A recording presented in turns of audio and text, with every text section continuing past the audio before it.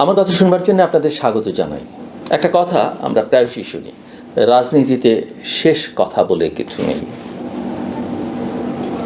বিশ্বকবি বা কবিগুরু রবীন্দ্রনাথ ঠাকুর বলেছেন যে শেষ কথা কে বলবে, শেষ নাহি যে।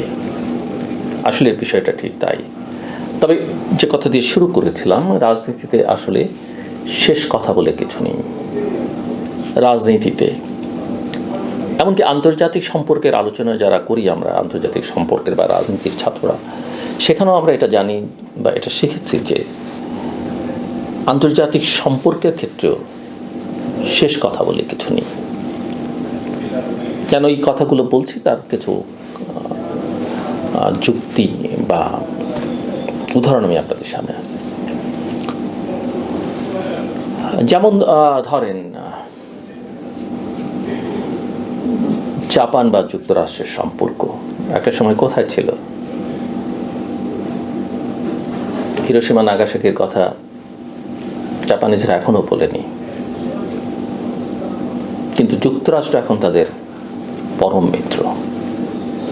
ভিয়েতনামের কথাই বলি না কেন, 25 বছর যুদ্ধ করেছে,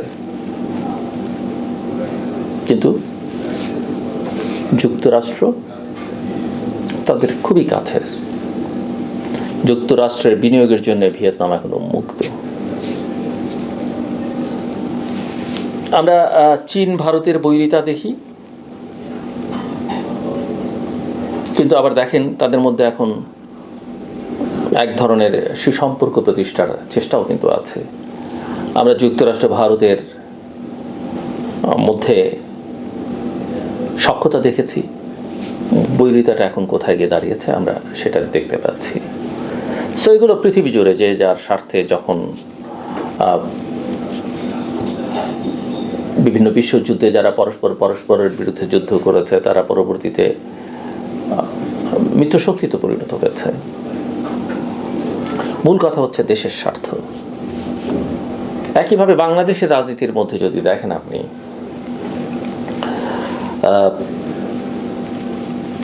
জামায়াত আওয়ামী লীগ হিস্টোরিক্যালি তাদের কাছাকাছি থাকবার কোনো কারণ নেই, কিন্তু বিএনপির বিরুদ্ধে আন্দোলন করবার সময় জামায়াত আওয়ামী লীগ জাতীয় পার্টি একসঙ্গে আন্দোলন করেছে। শেখ হাসিনার খুব একটা সমস্যা হয়নি জামায়াতের আমির মতিউর রহমান নিজামীকে পাশে বসিয়ে প্রেস কনফারেন্স করতে। হ্যাঁ, এটা আবার একটা ব্যাখ্যা আছে,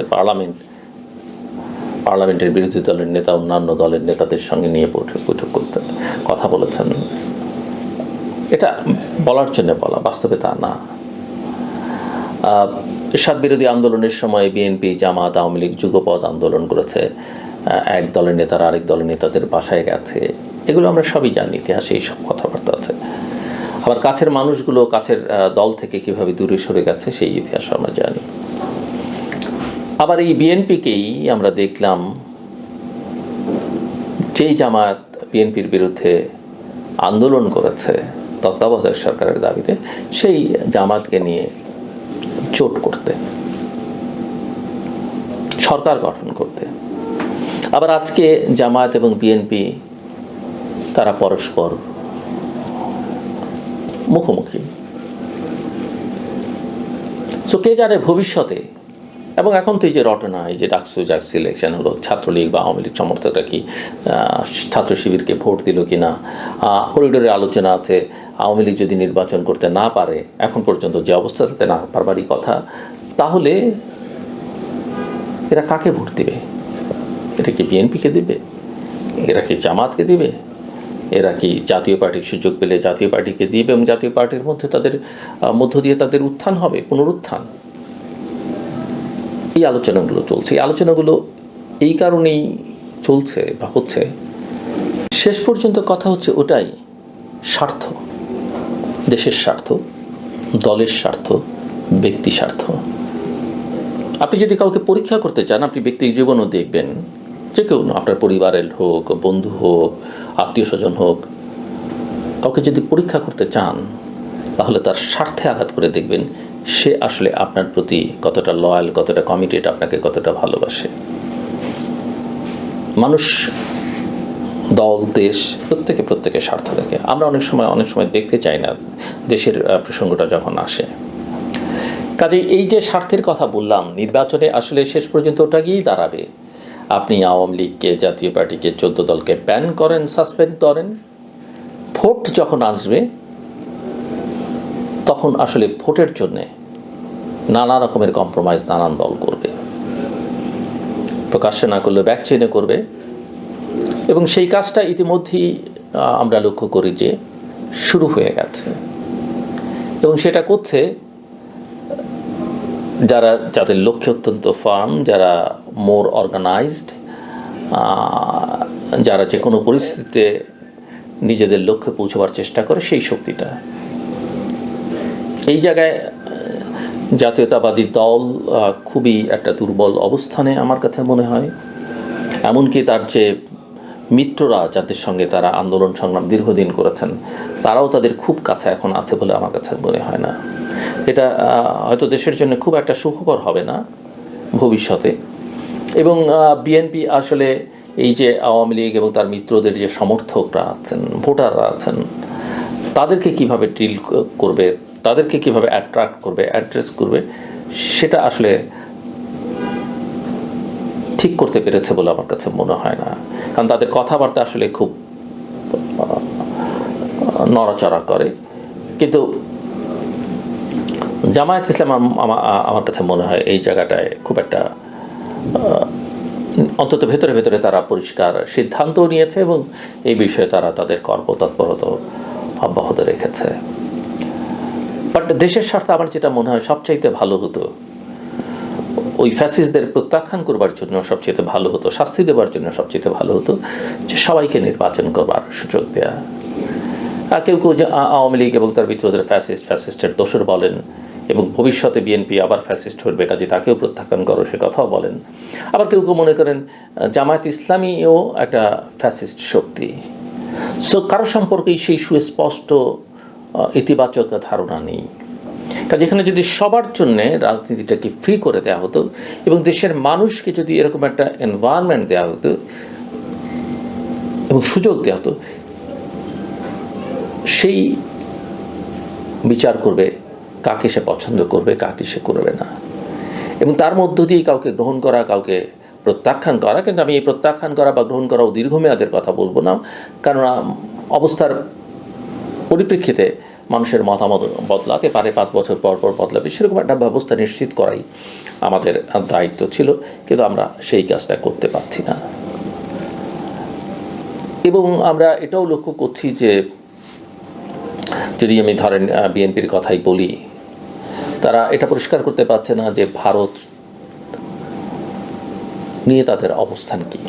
ভারত বাংলাদেশে কি করেছে, ভারতের সঙ্গে বাংলাদেশের অনেক রকমের সমস্যা আছে, এটা আমরা জানি। ভারত বাংলাদেশের একটা অগণতান্ত্রিক শক্তিকে দিনের পর দিন সমর্থন দিয়েছে, মানুষের বিপক্ষে সেই অবস্থান গিয়ে দাঁড়িয়েছে, সেটা আমরা জানি। কিন্তু এই জানা সত্ত্বেও যারা সরকারে থাকবেন, যারা দায়িত্বশীল রাজনীতি করবেন, তাদের দায়িত্ব হচ্ছে ভারতের সঙ্গে এনগেজ করা এবং করে তাকে সুপথে আনার চেষ্টা করা এবং আমাদের স্বার্থটা আদায় করা। কিন্তু বৈরিতা করে, ঠোকাঠুকি করে, সারাক্ষণ তার বিরুদ্ধে বলে খুব একটা ইতিবাচক কিছু হবে না। কারণ এটা অস্বীকার করবার সুযোগ নেই যে তারা আমাদের 3 পাশ ঘিরে আছে। আমাদের ভেতরকার সমস্যা যেমন তাদেরকে স্পর্শ করে, তারাও আমাদেরকে নানাভাবে সমস্যা তৈরি করতে পারে। সেই কারণেই একটা দায়িত্বশীল রাজনৈতিক দল বা নেতার দায়িত্ব ছিল তাদের সঙ্গে এনগেজ করা। আওয়ামী লীগ কী করবে না করবে, তার তো একটা সমর্থক গোষ্ঠী আছে। এটা নিয়ে আমাকে দেখছি, আমি 2-1 আবার অন্যান্য শোতে কথাবার্তা বলছেন যে আমি তাদের কোটি সমর্থক থাকবে, কিন্তু দলটাকে তো সুযোগ দেওয়া যাবে না, দলটা ফ্যাসিস্ট। হ্যাঁ, দলটা ফ্যাসিস্ট।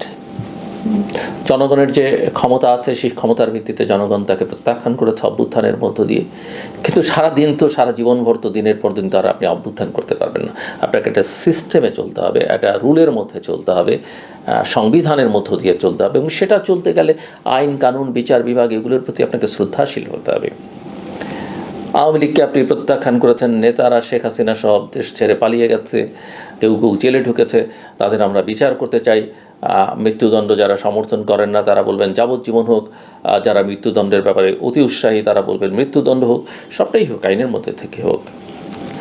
কিন্তু একটা দল বা তার সমর্থকদেরকে বা একটা আদর্শকে আপনি কলমের খোঁচায় নিষিদ্ধ করে দিতে পারেন। যে কোনো কিছু নিষিদ্ধ করা মানে হচ্ছে তার প্রতি মানুষের আকর্ষণ বাড়া। আপনি একটা পলিটিক্যাল ফোর্সকে নিষিদ্ধ করা মানে সে আন্ডারগ্রাউন্ডে যাবে, সে নানা অপকর্ম করবে। কারণ রাজনীতি, আদর্শ, এগুলোকে আপনি চাপা দিয়ে রাখতে পারবেন। আর আপনি যেখানে মত প্রকাশের কথা বলছেন, ভোটাধিকারের কথা বলছেন, গণতন্ত্রের কথা বলছেন, ফ্রিডম অফ এক্সপ্রেশনের কথা বলছেন, সেখানে আপনি কোনো মতকে চাপা দিয়ে রাখতে পারেন। হ্যাঁ, ওরা খারাপ করেছে, তো ওরা খারাপ করেছে বলে আপনাকেও খারাপ করতে হবে, তাহলে ভালোটা করবে কে, শুরুটা করবে কে?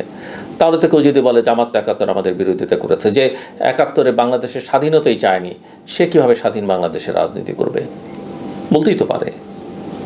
কিন্তু আমি মনে করি যে পরিস্থিতি বদলেছে। এখন যারা জামাত বা শিবির করে তারা সবাই ৭১ অনেকের জন্মও হয়নি, এবং তারা ভুল স্বীকার করুক না করুক, তারা যেহেতু রাজনৈতিক প্রক্রিয়ার মধ্যে ঢুকে পড়েছে বাংলাদেশে এবং করছে, এবং সেটা তার রাজনৈতিক সিদ্ধান্ত ছিল। অবশ্যই তাদের ওই যে আল বদর, আল শামস, রাজাকার বাহিনীর মধ্যে দিয়ে অনেক অপকর্ম আছে, অগ্নিসংযোগ, হত্যা, ধর্ষণ, পাকিস্তানি হানাদার বাহিনীকে সহযোগিতা, এগুলো আছে। কিন্তু তারপরেও তারা যেহেতু এই প্রক্রিয়ার মধ্যে আছে এবং বাংলাদেশে কোথাও কোথাও মানুষ তাদেরকে পছন্দ করছে, ভোট দিচ্ছে, ভালো নির্বাচনে তাদের প্রার্থীরা জিতেছে, সংখ্যায় কম। ধরেন কোনো একটা অঞ্চলে সাতক্ষীরার একটা আসন থেকে কেউ জিতলো, বা পাবনার একটা আসন থেকে যিনি একটা জেনুইন ভোটে জিতেছেন, তা আপনি কি পাবনার ওই মানুষকে দেশ থেকে বিতাড়িত করবেন? আলী হাসান, মোহাম্মদ মুজাহিদকে যারা ভোট দিয়েছেন, মতিউর রহমান নিজামী যিনি জিতেছেন, মুজাহিদ সাহেব জিততে পারেননি, তাদেরকে আপনি দেশ থেকে বিতাড়িত করবেন? ডক্টর আবদুল্লাহ মোহাম্মদ তাহেরকে আপনি দেশ থেকে বিতাড়িত করবেন? তাকে না হয় করলেন, তাকে যারা চায় তাদেরকে কীভাবে বিতাড়িত করবেন? বা তাদেরকে, এই ব্যক্তিকে আপনি, ব্যক্তিগত অধিকার আছে,